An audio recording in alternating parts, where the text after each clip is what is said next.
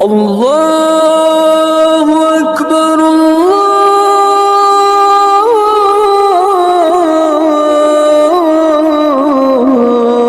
Akbar, La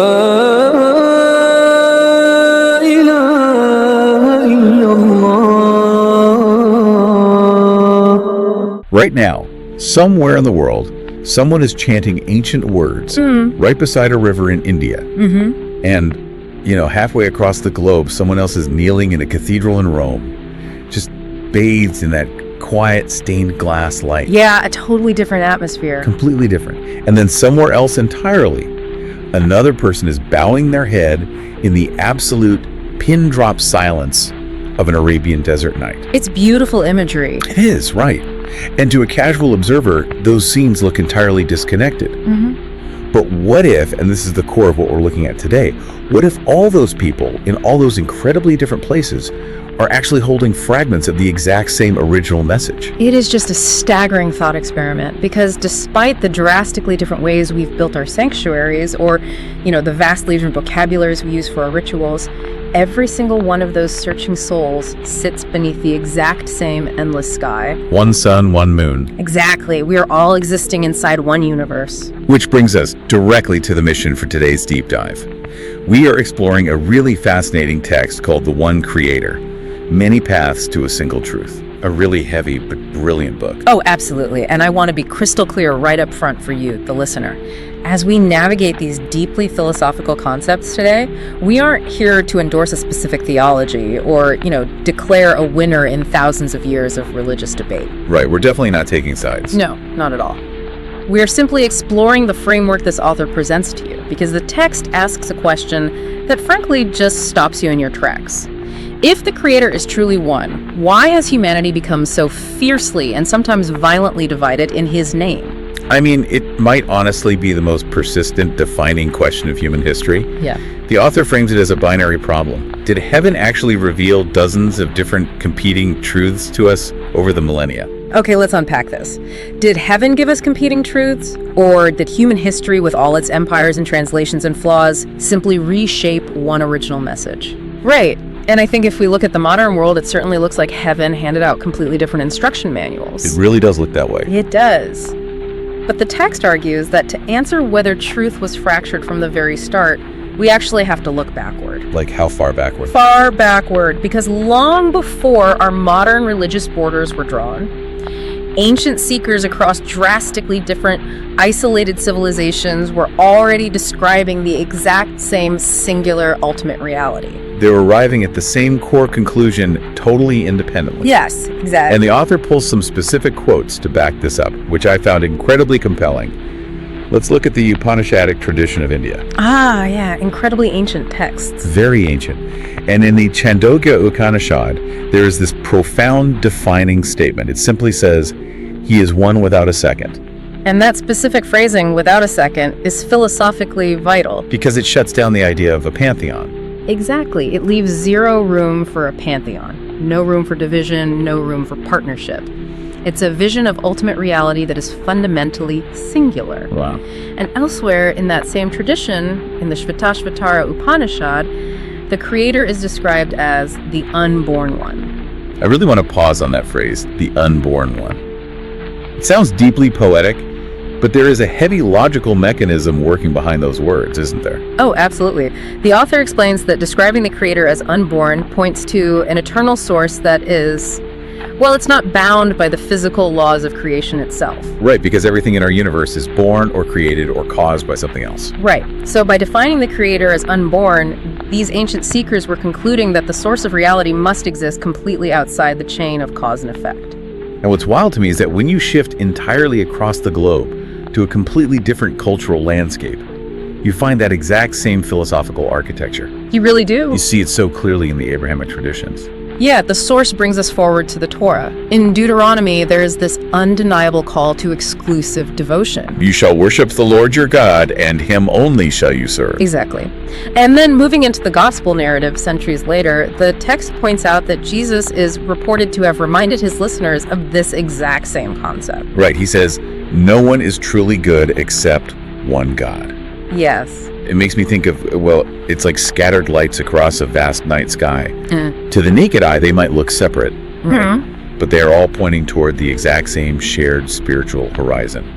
It's not a bunch of competing creators, but one supreme source. What's fascinating here is that if the starting point was so unified, if they were all pointing to that same shared horizon, it demands a serious explanation for the complex web of religions we see today. Right, because if the ultimate truth didn't change, then the variable must be us. The variable is humanity, the shifting sands of history. So how exactly does a pure, singular truth fracture?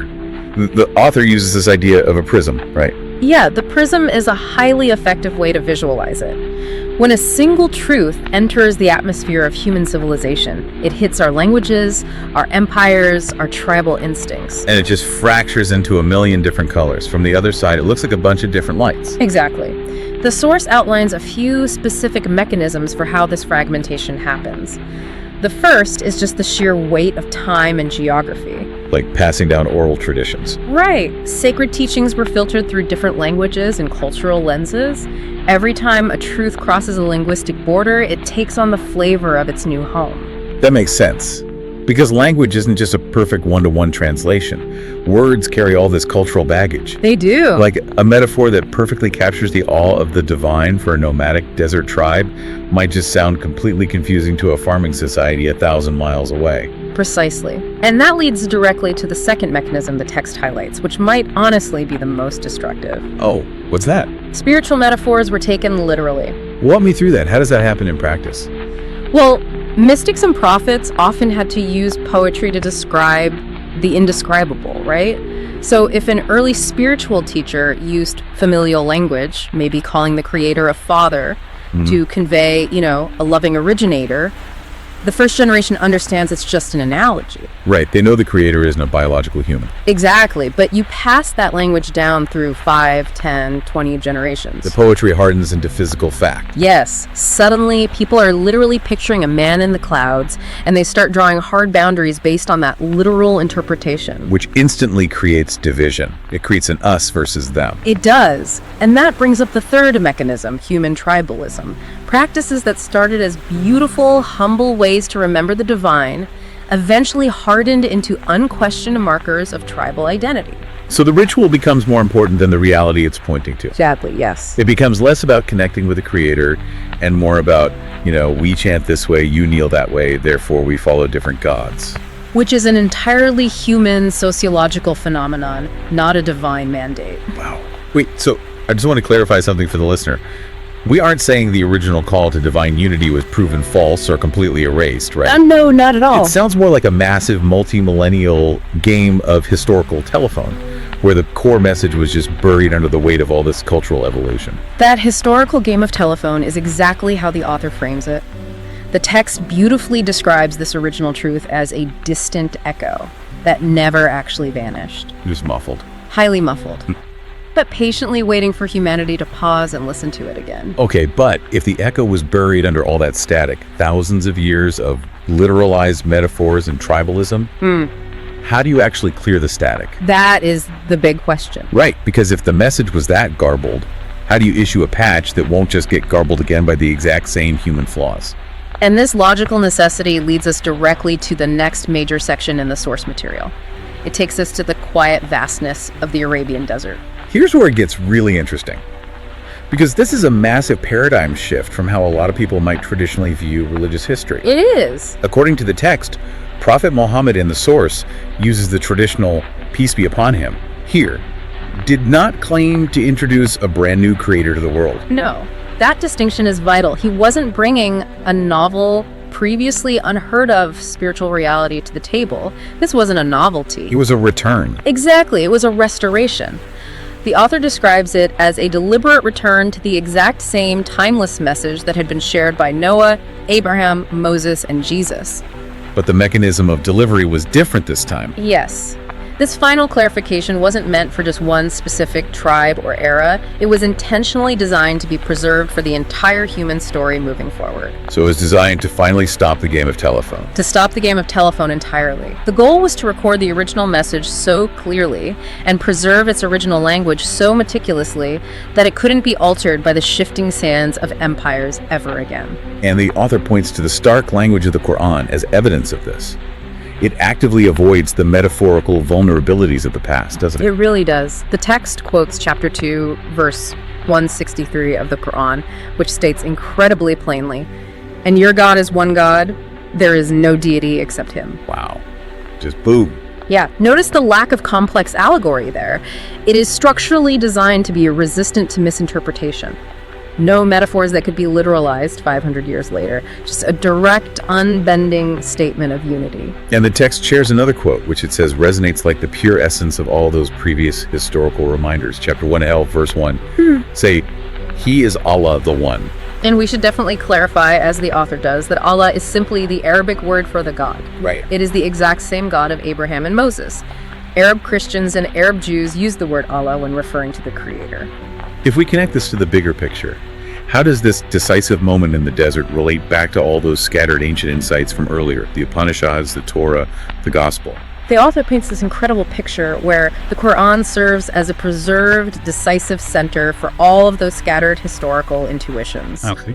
It takes the profound truths from the Upanishads, the fierce devotion of the Torah, the singular focus of the Gospel, and anchors them in a final, uncorrupted text. Which completely reframes how you can look at religious history. The final revelation isn't framed as a contradiction to the past. Right. It's framed as a completion of it. The original echo finally captured and amplified. It's a deeply unifying way to look at the human spiritual journey. Our historical differences, all the different colors from that prism we discussed, are less about competing gods and more about the deeply human struggle to hold on to a singular truth over thousands of years. So what does this all mean for you, the listener? Because it's one thing to look at this from a high-altitude academic perspective, right? Tracing texts and history. But it's another thing to bring this philosophical journey right to our own doorstep. The profound realization here is that the sheer diversity of religions isn't actually proof that the truth is hopelessly divided. Right, it's not evidence that we are all totally disconnected. Quite the opposite. It's beautiful evidence that humanity has spent different chapters of time all over the globe searching for the exact same ultimate reality. The compass has always pointed in the same direction, even if the maps we drew got incredibly messy along the way. Exactly, and moving forward doesn't mean we have to aggressively reject our past. Instead, it invites a sincere internal question. Which is, what was the original message meant to unite us all? Because somewhere between those ancient scriptures and our own hearts, the call of the one creator is actually still ringing out. it's still there, waiting beneath the static. It is. Which leaves us with a final thought I want you to really mull over today. We spent this time seeing how human nature inherently gravitates toward complicating the simple. We turn metaphors into literal barriers. Yes, and we turn deep reverence into unintended division. We just continuously build the prism. We do. We add layers of bureaucracy onto pure things. And we aren't immune to that just because we live in the modern world. So the question for us today is, what modern, unquestioned traditions in our own lives might currently be acting as that static? That's a tough question. It is. Whether they are cultural assumptions or just habits we've inherited without critically thinking about them.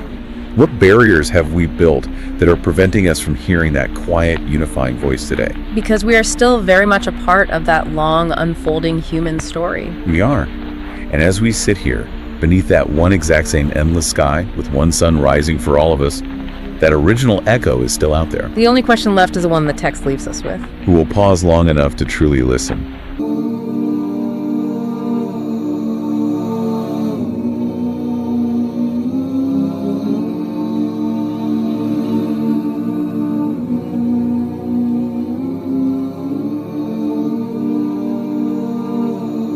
بسم الله الرحمن الرحيم قل هو الله أحد الله الصمد لم يلد ولم يولد ولم يكن له كفوا أحد तस्य परातिमा अस्ति जस्य नाम महद्याशाः Shema Yisrael, Adonai Eloheinu, Adonai Echad. Deuteronomy 6, 4, 5. Hear, O Israel, the Lord our God, the Lord is one.